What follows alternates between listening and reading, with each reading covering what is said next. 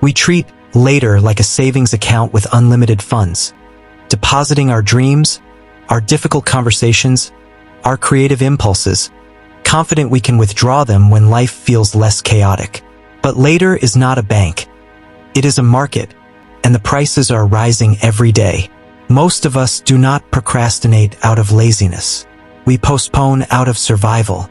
When the inbox is a hydra and the news cycle is a siren, later becomes a mercy we grant ourselves. Asterisk, I'll call my sister when I'm less drained. I'll start the business when the economy stabilizes. I'll learn to paint when I retire. Asterisk, we imagine the future as a spacious room where we will finally have room to breathe. We forget that time is not space. It is momentum. And momentum, once lost, requires tremendous force to reclaim. The guitar.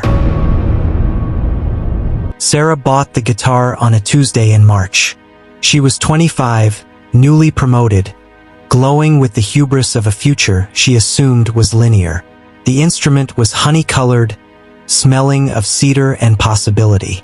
She placed it in the corner of her studio apartment and told herself, asterisk later, when work calms down. Asterisk, work did not calm down. It mutated. The corner became a closet. The closet became a storage unit. The guitar traveled with her through 3 apartments, 2 relationships, and 1 cross-country move. Every January, she would rediscover it during cleaning sprees, run her thumb across the strings, and think, asterisk, not yet. Later, when I have the bandwidth to do it properly. Asterisk, at 47, during another January purge, she opened the case. The bridge had warped. The neck had bowed. The humidity of neglected years had swollen the wood until the guitar could no longer hold a tune. It was not broken by rage or accident, but by the gentle, relentless pressure of someday. Sarah sat on her carpet and wept, not because she had failed to become a musician, but because she finally understood the mathematics of her hesitation.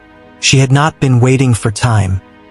She had been waiting for permission, for a guarantee that her playing would be good enough to justify the hours. Later had not been a promise.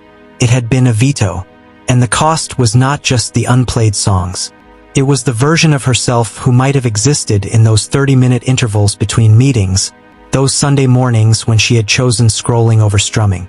It was the belief that her joy was a luxury to be budgeted for later, rather than a necessity to be fed now. The audit. The cost of later is rarely a dramatic bankruptcy. It is a silent bleed. It is the friendship that atrophies because 3 postponed coffees become 3 years. It is the skill that remains theoretical because the beginner's clumsiness feels too expensive to endure today. It is the slow calcification of the heart as we train ourselves to delay our aliveness. But here is what Sarah did next.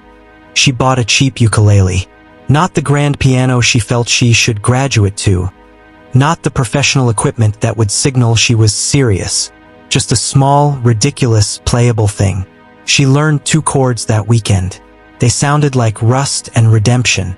The antidote to later is not discipline. It is lowering the stakes. You do not need a sabbatical to write the first paragraph. You do not need to resolve the entire conflict to say, I miss you. You do not need to be fluent to speak. Tonight, before you sleep, look at your mental ledger. Where are you paying interest on dreams deferred? Pick one. Make it small. Make it imperfect. Make it today. Because the future you are waiting for is not coming. It is being built right now by what you choose to do with this ordinary, irreplaceable hour.